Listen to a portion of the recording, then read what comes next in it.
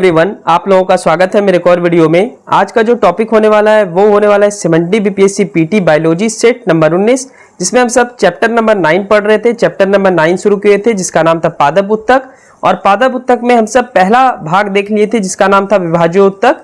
और अब देखेंगे कि विभाज्य उत्तक से जो है स्थायी उत्तक का निर्माण होता है। ये लास्ट क्वेश्चन हम सब पढ़े थे जिसको विभेदन बोला जाता है।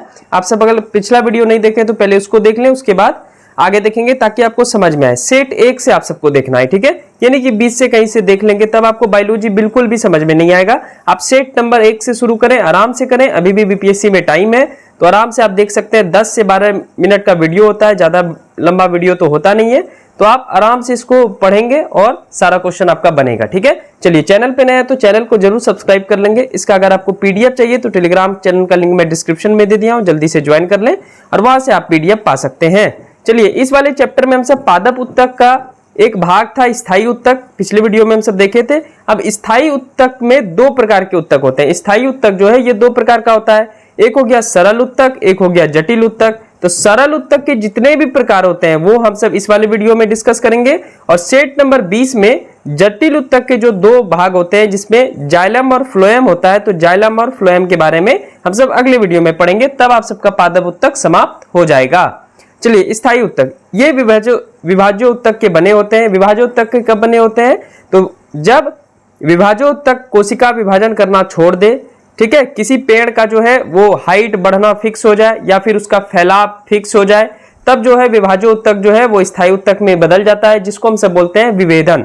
अब स्थायी उत्तक कितने प्रकार के होते हैं? तो स्थायी उत्तक के सरल उत्तक निम्न प्रकार के होते हैं। इसका मतलब क्या हुआ? मैं अभी आपको बताया कि स्थायी उत्तक दो प्रकार के होते हैं, सरल उत्तक और जटिल उत्तक। तो ये जितने भी आज प्रकार हम सब देखेंगे सरल उत्तक के प्रकार देखेंगे।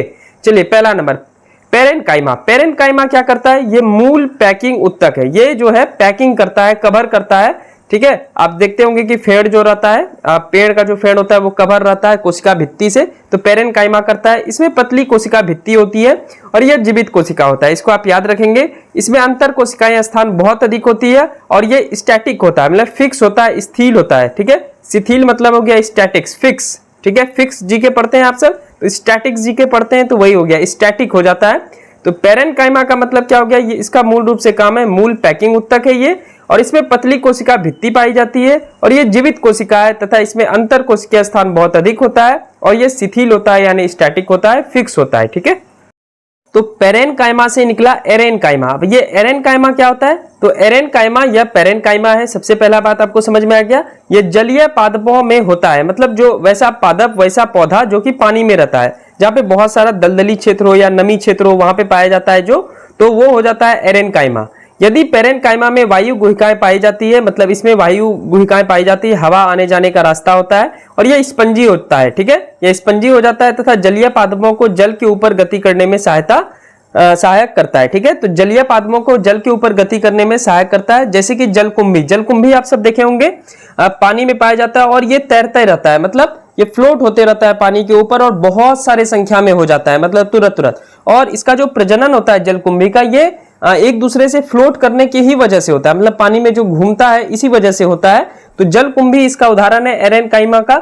एरेनकाइमा का मतलब क्या हो गया? एरेनकाइमा का मतलब यही हो गया कि यह जलीय पादप है। जलीय पादप का मतलब हो गया कि जहां पे अर्ध पानी है, मतलब पूरा ज्यादा भी पानी नहीं है और मतलब कीचड़ टाइप है, वहां पे ये जलकुंभी उगता है। तो जलकुंभी जहां पे उगेगा उसको एरेनकाइमा कहेंगे और ये इसमें हवा रहता है, इस वजह से वो जलकुंभी तैरने लगता है इधर से उधर, ठीक है। तो इसको एरेनकाइमा कहते हैं। और पूछेगा एरेनकाइमा क्या है? तो एरेनकाइमा पेरेनकाइमा का से ही निकला है, पेरेनकाइमा से ही निकला है एरेनकाइमा।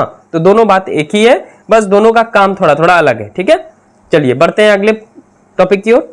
चलिए, दूसरा है कोलेनकाइमा। कोलेनकाइमा बहुत ही इंटरेस्टिंग चीज है, समझने का प्रयास करेंगे। यह सरल पादप उत्तक होता है और यह लचीला होता है। आप सब देखे होंगे लत वाला जितना भी पेड़ होता है वो मुड़ जाता है, टूटता नहीं है, वो मुड़ जाता है। किसकी वजह से मुड़ जाता है? तो कोलेनकाइमा की वजह से मुड़ जाता है। इसी कारण तना, पत्ती या अन्य भाग पादप मुड़ते हैं, ठीक है। या फिर अगर आप लचीला डाली भी लेंगे, कोई मोटा पेड़ भी लेंगे, तो उसका डाली देखेंगे थोड़ा सा मुड़ जाएगा, पूरा जोर लगाएंगे तभी टूटेगा, लेकिन वो मुड़ता तो है, ठीक है। ऐसा अभी कोई भी पेड़ नहीं देखोगे जो सिर्फ सीधा ही जाता हो, ठीक है। तो सीधा तो नहीं जाएगा, वो मुड़ेगा तो जरूर। तो मुड़ने का कारण क्या है? कोलेनकाइमा होता है। इस उत्तकों की कोशिका लंबी, जीवित तथा कोनों पर मोटे आवरण युक्त होता है और इसमें अंतर कोशिकाएं स्थान कम होता है, ये मुड़ता है। अगर कोई भी लत वाला पौधा है वो आसानी से मुड़ जाता है, तभी तो आप उसमें सहारा प्रदान करते हैं। तो वो मुड़ने का जो कारण होता है पेड़ में वो होता है कोलेनकाइमा। कोलेनकाइमा उत्तक जो होता है ये मुड़ने का कारण होता है। चलिए इसी से रिलेटेड मिलेगा हम सबको, कोलेनकाइमा से क्या निकला वो हम सब देखते हैं। जैसे एरेनकाइमा निकला पेरेनकाइमा से, उसी तरह कोलेनकाइमा से निकला कोलेरेनकाइमा। ठीक है, ये कोलेरेनकाइमा क्या करता है, तो ये पेड़ पौधे को सहारा प्रदान करता है। इसमें क्लोरोफिल पाए जाते हैं। क्लोरोफिल का हिंदी मतलब होता है हरित लवक, और हरित लवक के कारण ही जो कि पत्ती में पाया जाता है, इसी कारण पेड़ पौधे जो है वो प्रकाश संश्लेषण की मदद से भोजन उत्पादन करते हैं। तो कोलेरेनकाइमा जो उत्तक है जो कि पेड़ पौधे में पाया जाता है, ध्यान पूर्वक आप सब समझे, पेड़ पौधे में पाए जाने वाला एक ऐसा उत्तक जिसका नाम है कोलेरेनकाइमा, ये क्या करता है, तो ये क्लोरोफिल इसमें पाए जाते हैं, और यही क्लोरोफिल क्या करता है, प्रकाश संश्लेषण की सहायता से भोजन उत्पादन करता है। इसके अलावा ये भोजन का संग्रह भी करता है। तो क्वेश्चन आएगा कि पेड़ पौधे जो है किस उत्तक के कारण अपना भोजन का संग्रह कर पाते हैं सूर्य की रोशनी से, तो उसका आंसर हो जाएगा कोलेरेनकाइमा। और ये कोलेरेनकाइमा कहां से आया है, ये कोलेनकाइमा से आया है। ठीक है, तो आई होप कि ये कॉन्सेप्ट आपको समझ में आया होगा। तो हर एक पादप उत्तक का अलग अलग कार्य होता है, उसी में से क्लोरेनकाइमा का कार्य सहारा प्रदान करना, इसके अलावा भोजन का संग्रह करना, इसके अलावा प्रकाश संश्लेषण की सहायता से भोजन का उत्पादन करना, क्योंकि इसमें क्लोरोफिल यानी हरित लवक पाए जाते हैं। एकदम डिटेल में मैं बायोलॉजी आप सबको पढ़ा रहा हूं, फिजिक्स केमिस्ट्री भी पढ़ाऊंगा बहुत अच्छे ढंग से। आप सब बस पढ़िए और हवा हवाई में मत पढ़िए कि शुरू में बस ऊपर ऊपर से पढ़ लिए तो ऊपर ऊपर से ही रिजल्ट आएगा। आपको डिटेल में पढ़ना चाहिए और एकदम डीपली पढ़ना चाहिए, जो कि मैं पढ़ा रहा हूं आप सबको। चलिए तीसरा है स्क्लेरेनकाइमा।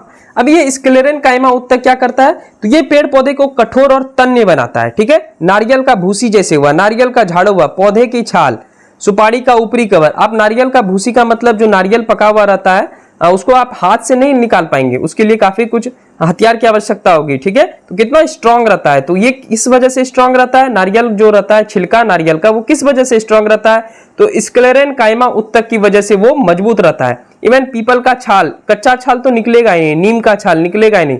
सुपारी का कवर कितना स्ट्रांग होता है, सुपारी के आप दांत से काट लेंगे, नहीं काट पाएंगे, क्योंकि वो बहुत ही स्ट्रांग होता है। तो ये किस वजह से होता है, तो स्क्लेरेनकाइमा की वजह से होता है। और स्क्लेरेनकाइमा मृत होता है। ठीक है, यह लंबा और संकीर्ण होता है। इसमें एक रसायन पाया जाता है जिसका नाम लिग्निन है, और इसी लिग्निन रसायन की वजह से पादप के उत्तक को कठोर बनाता है। अक्सर इसी कारण पादप की कोशिका भित्ति कठोर होती है। हम सब में कोशिका भित्ति नहीं पाया जाता है, हम सब में कोशिका झिल्ली पाया जाता है, लेकिन कोशिका भित्ति अगर आप पेड़ पौधे को ध्यान से देखेंगे तो उसका जो ऊपरी वाला छाल है वो बहुत ही स्ट्रांग होता है। तो स्ट्रांग होना यानी कठोर होना वो किसकी वजह से होगा, तो स्क्लेरेनकाइमा की वजह से होगा। ठीक है, तो नारियल का छाल हो या फिर सुपारी हो या कोई भी स्ट्रांग चीज देखेंगे पेड़ में जो कि आप अपने हाथ से नहीं तोड़ सकते हैं। ठीक है, कच्चा लकड़ी को नहीं तोड़ सकते हैं, या फिर पीपल के पेड़ को आप हिला नहीं पाइएगा। बड़ा सा पेड़ अगर रहेगा 200 साल पुराना, क्या उसके छाल को आप हिला पाइएगा, उसके पेड़ को हिला पाइएगा, नहीं, क्योंकि वो बहुत ही ज्यादा कठोर है। और उसकी कठोरता का कारण है स्क्लेरेनकाइमा, और स्क्लेरेनकाइमा में एक रसायन पाया जाता है जिसका नाम लिग्निन है। तो लिग्निन की वजह से ये पादप का जो उत्तक होता है वो कठोर होता है। आई होप कि ये बात आपको समझ में आ गया होगा। अब हम सब पढ़ते हैं एपिडर्मिक, बहुत ही सुंदर चीज है, पढ़ते हैं अभी। चलिए एक और उत्तक के ऊपर हम सब चर्चा करते हैं, इसका नाम है एपिडर्मिस। ठीक है, क्या नाम है, एपिडर्मिस। बहुत ही शानदार चीज है, समझने का प्रयास करेंगे आप सब। यह पादप का सबसे बाहरी आवरण है, यानी पेड़ पौधे का सबसे बाहरी आवरण है। यह कोशिका के एकल परत से बनी होती है। जीरोफाइट्स किसको बोलते हैं, तो रेगिस्तान पादप में एपिडर्मिस मोटा होता है। इस पादपों में मोटा एपिडर्मिस मोमिया पदार्थ का स्राव करता है, जो बाहरी संक्रमण से, जल की हानि से और बाहरी चोटों से पेड़ पौधे की रक्षा करता है। सबसे पहला क्वेश्चन मैं यहाँ पे आपको बता देता हूँ, बीएसएससी में कैसा क्वेश्चन पूछेगा कि आप बताइए कि मरुस्थलीय पौधे को क्या कहते हैं, ये किस श्रेणी में आता है, तो इसका आंसर हो जाएगा जीरोफाइट्स। ठीक है, तो ये क्वेश्चन बार बार पूछा गया है, इसलिए मैं इसको अंडरलाइन करके आपको बता दिया। यानी मरुस्थलीय पादप को क्या बोलते हैं, जीरोफाइट्स बोलते हैं। अब ये जीरोफाइट्स जो होता है इसमें एपिडर्मिस मोटा होता है। क्या होता है, मोटा होता है। अब ये मोटा क्यों होता है भाई, तो जीरोफाइट्स में एपिडर्मिस के मोटे होने का कारण है मोमिया पदार्थ। अब ये मोमिया पदार्थ क्या करता है, तो यह मोमिया पदार्थ जो भी रेगिस्तानी पौधा है उसको बाहरी संक्रमण से, जल की हानि से तथा बाहरी चोटों से बचाता है। इसलिए रेगिस्तानी पौधा जो है कम पानी में भी सरवाइव कर लेता है। सिंपल सा बात आपको समझ में आ गया। ठीक है, तो इसको जीरोफाइट्स बोलते हैं। अभी और पढ़ेंगे हम सब एपिडर्मिस के बारे में। चलिए नेक्स्ट काम देखते हैं एपिडर्मिस का। तो पादपों में सुरक्षात्मक भूमिका एपिडर्मिस निभाता है, पादप का सुरक्षा करता है एपिडर्मिस। अब पत्ती में क्या होता है, तो पत्तियों के एपिडर्मिस में, वो तो हम सब देखे थे कि जीरोफाइट्स पेड़ पौधे का एपिडर्मिस मोटा होता है। अब पत्ती के बारे में देखते हैं। तो पत्तियों के एपिडर्मिस में छोटे छोटे छिद्र पाए जाते हैं जिसको स्टोमाटा कहते हैं। यहाँ पे देखिए मैं रफली फोटो बना दिया हूँ, छोटा छोटा छिद्र है, इसको स्टोमाटा बोलते हैं। स्टोमाटा जो है ये किडनी बीन के समान संरचना द्वारा घिरा होता है, ये किडनी बीन के समान संरचना द्वारा घिरा हुआ रहता है, जिसको गार्ड सेल कहा जाता है। क्या कहा जाता है, गार्ड सेल कहा जाता है। अभी आगे बढ़ते हैं। और तो ये स्टोमाटा पत्ती में क्या काम करेगा, तो स्टोमाटा का क्या काम है, ये निम्नलिखित गैसों का आदान और प्रदान करता है। जैसे ये ऑक्सीजन का उत्सर्जन या अवशोषण करेगा। आप सबको पता है पेड़ पौधे क्या करते हैं, कार्बन डाइऑक्साइड लेते हैं और बदले में ऑक्सीजन देते हैं। कोई कोई पेड़ पौधा जो है वो दोनों क्रिया कर सकता है। कोई कोई पेड़ पौधा 24 घंटा ऑक्सीजन देता है कि नहीं। तो ऑक्सीजन का उत्सर्जन या अवशोषण, या कार्बन डाइऑक्साइड का अवशोषण और उत्सर्जन, या जलवाष्प के रूप में जल का क्षय वातावरण के साथ करता है। तभी तो पेड़ पौधे में पानी दिन प्रतिदिन सूख जाता है, फिर आपको डालना पड़ता है। तो ये स्टोमाटा का कार्य है। स्टोमाटा का यही 3 कार्य है। तो एपिडर्मिस में स्टोमाटा आया, पत्ती में पाया जाता है स्टोमाटा, और ये किडनी बीन संरचना से घिरा होता है, ठीक है, जिसको गार्ड सेल बोला जाता है। और स्टोमाटा का क्या कार्य है, तो ये गैसों का आदान प्रदान करता है, जैसे कि ऑक्सीजन, कार्बन डाइऑक्साइड, और ये जलवाष्प के रूप में जल का क्षय करता है। मतलब जल का क्षय मतलब जल का कमी करता है, जिस वजह से पेड़ पौधे की रूट जो है वो सूख जाती है और हम सबको बार बार पानी यानी सिंचाई करनी पड़ती है। चलिए, पत्तियों में एपिडर्मिस का काम हम सब देख लिए। अब देखते हैं हम सब की जड़ों में एपिडर्मिस क्या होता है। तो जड़ों में एपिडर्मिस लंबी और केसेनुमा संरचना के रूप में पाई जाती है। आप देखते होंगे जब भी रूट अलगाते हैं यानी जड़ अलगाते हैं तो एक जड़ से बहुत सारा जड़ निकला रहता है, ठीक है। जड़ भी 2 प्रकार के होते हैं। मूसला जड़ आप सब पढ़े होंगे, मूसला जड़ आगे मैं पढ़ा दूंगा जब रूट पढ़ाऊंगा।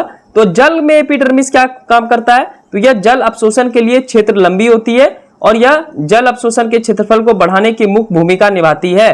तो एपिडर्मिस का काम क्या है, आप जानते हैं कि जड़ जो है पानी की तलाश में डाउन चले जाता है, बहुत सारा नीचे चले जाता है। इवन मरुस्थलीय क्षेत्र में तो जड़ ही ज्यादा नीचे रहता है, पेड़ कम बढ़ता है, ठीक है। लेकिन अगर आप नॉर्मली क्षेत्र में देखेंगे जहाँ पे पानी होता है तो वहां पे भी रूट बहुत अंदर जाता है पानी की खोज में, और वहां पे पेड़ भी वृद्धि होता है। तो रूट का जो है जल क्षेत्र को बढ़ाना, जल के क्षेत्रफल को बढ़ाने का काम कौन करता है, तो जड़ का एपिडर्मिस करता है। तो ये 6 चीज पढ़े हम सब एपिडर्मिस तक। ये क्या था, ये था पादप उत्तक में सरल उत्तक, ठीक है। अब ये सरल उत्तक कहां से आया, तो पादप उत्तक के 2 वैरायटी थे, विभाज्य उत्तक जो कि हम सब इस सेट 18 में पढ़े, और स्थायी उत्तक, ठीक है। स्थायी उत्तक में अभी हम सब पहला प्रकार जाने सरल उत्तक, और सरल उत्तक में हम सब 6 चीज पढ़े एपिडर्मिस तक। अगले वीडियो में सरल उत्तक का दूसरा भाग जानेंगे जिसका नाम है जटिल उत्तक, और जटिल उत्तक में हम सब 2 चीज पढ़ेंगे, जाइलम और फ्लोएम। वो छोटा सा वीडियो होगा, बहुत इंटरेस्टिंग होगा। तो आई होप कि इतना बात जो भी समझाते हैं हम वो आई होप आप सबको समझ में आ रहा होगा। चैनल पे नए हैं तो चैनल को सब्सक्राइब कर लें। कोई भी क्वेरीज हो आपका, जैसे कि कोई भी अगर वीडियो समझ में नहीं आ रहा है कि ये बात आप समझा दीजिए, तब सिर्फ आप उसको टाइप कर दीजिए कमेंट बॉक्स में। मैं जितना भी बड़ा आंसर हो मैं लिख करके आपको सबमिट कर दूंगा, आपको मैं बता दूंगा, ठीक है। इवन आप टेलीग्राम पे भी जो है फोटो डाल करके भेज सकते हैं, या फिर टेलीग्राम चैनल को पहले तो आप ज्वाइन कर ले, वहां पे सारा PDF मिलेगा। और आपको कोई भी क्वेरीज हो तो कमेंट बॉक्स में जरूर कमेंट करें। Thank you so much. मिलते हैं नेक्स्ट वीडियो में। आज सेट नंबर 20 भी आएगा, जाइलम और फ्लोएम, और हम सब पादप उत्तक समाप्त कर लेंगे। फिर हम सब शुरू करेंगे नेक्स्ट चैप्टर जिसका नाम है प्लांट किंगडम, प्लांट के बारे में जानेंगे, ठीक है। चलिए मिलते हैं नेक्स्ट वीडियो में। Thank you.